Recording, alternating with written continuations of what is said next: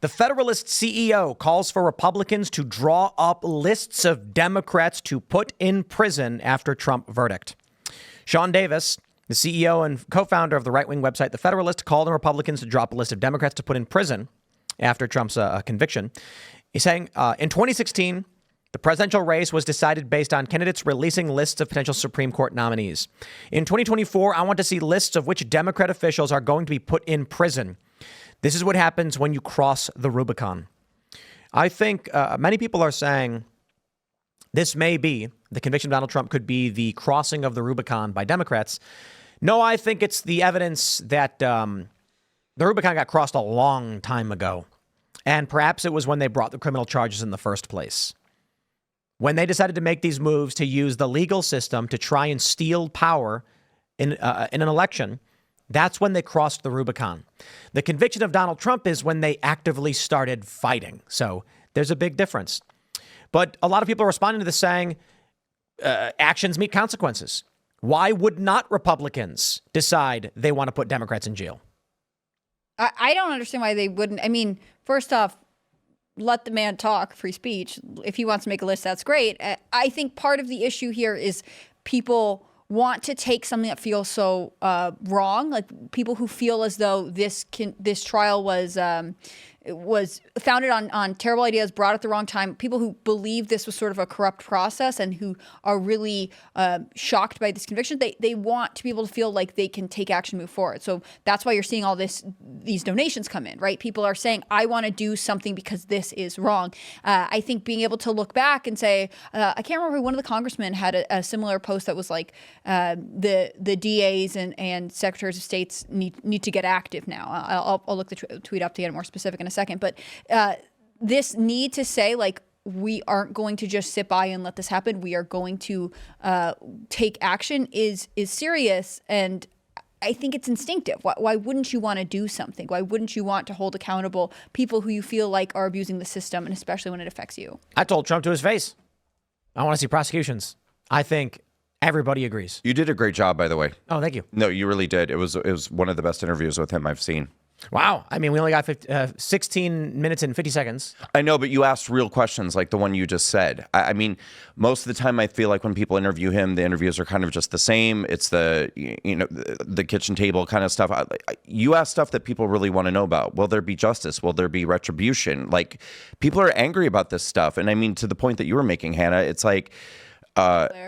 Hannah Clark, sorry. Come on. I look over every time when someone does that. Sorry, Hannah Clark. No, there's no polite way to correct people on your first name. I apologize. I'm sorry.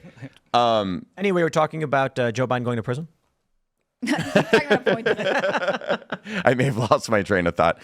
You're saying people want to see convictions. They want to see... People are tired, I think, of they're tired of hearing our elected officials, go on television, go on Twitter, and write strongly worded letters and things. People want to see action. Like, how bad does this have to get before something actually happens? And I think people feel like there's a layer of protection that kind of surrounds people who are elected officials, although obviously clearly there's not. But people need to feel like somebody is doing something, that they're looking out for them, because people have their families to look out for. They have they have to put food on the table. They have their own lives that they're living. They need to know that somebody is looking out for them out there, and it rarely feels like that's happening. Yeah, man, I wonder. Come November, with we had that tweet where someone said it was Inez Stepman saying the loser's going to jail. I can't predict what November 6th looks like. No one will accept the results. It's just not going to happen. And so what will this country be a month later? Now, there's apparently warnings, concern that Trump supporters might riot. They're saying in New York something, Trump supporters don't riot. That's not going to happen. You got one riot in what, 8 years? Yeah. To the how many during the summer of 2020? Right, they don't. But other people are saying that when the right's breaking point is not rioting, it's civil war. The right are the people who are at home with their kids, and they're like, I don't have time. I'm busy with the family. To get a far leftist, trust fund kid in college to get up and go scream and throw bricks ain't hard. They got nothing to do. Right. To get a working class mom or dad to set their kids aside, find a babysitter, and go out and be angry, it's not gonna. They're not gonna protest. They're gonna say, "Look, I don't have time to go rally in the street. I gotta get the kids from school. I gotta come back. I gotta make dinner. Dad's coming home from work. He's gonna be tired. He's gotta wash laundry. All of these things." So when that breaking point finally does happen, and people with families are forced to take action, the action is more substantial. Basically, that family is a dam holding back the regular people from acting out. Now, I think what the right would do, and it's the colloquial right, not the, like the boogeyman right. I mean, just like Elon Musk, right? They call him right wing. What do regular people who are fed up do?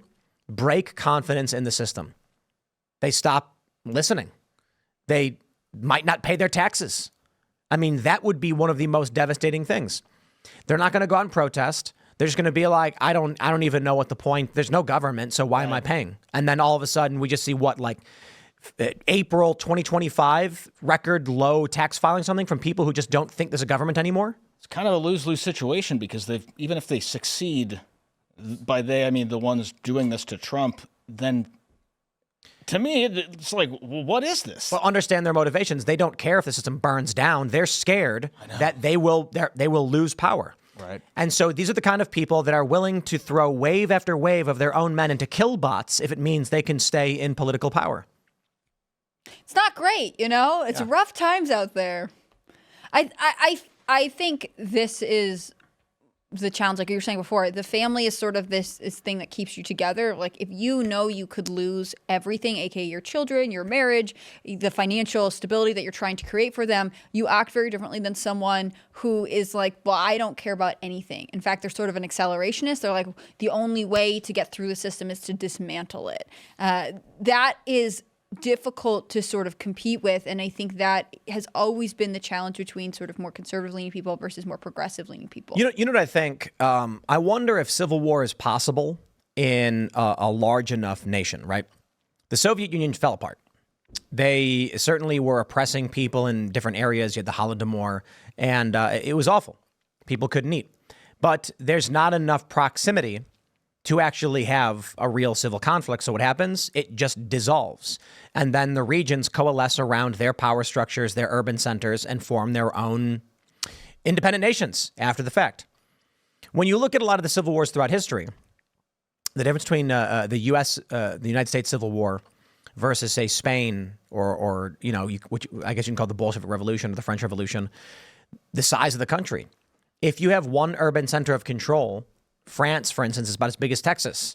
So when the people are fighting over control of France, France doesn't really have a lot of room to break apart. The U.S. Civil War was basically an alignment between different factions of states. So it was particularly unique. The U.S. as it is today, I don't know that we actually would see. I don't think it makes sense that we would see state teaming up with states. The alignment of states makes no sense in that regard. Illinois, New York, California are super far apart. Oregon, I mean, maybe Oregon, Washington, California. But what may be more likely is just the dissolution of the union. Different states form regional alliances with other states, and then the federal government loses its legitimacy. And it's losing it now. I mean, people may stop doing business in New York, who knows? But this is what I said I feared a while ago. I'm not concerned about the right acting like Antifa. That's not going to happen. If it does, it's extremely rare. My bigger concern is if, say, I don't know, South Dakota just says after this, we are, they have some. What if it starts with some kind of gubernatorial boycotts of the federal government, meaning governors say, we will no longer coordinate with the federal government because of their actions, or whatever.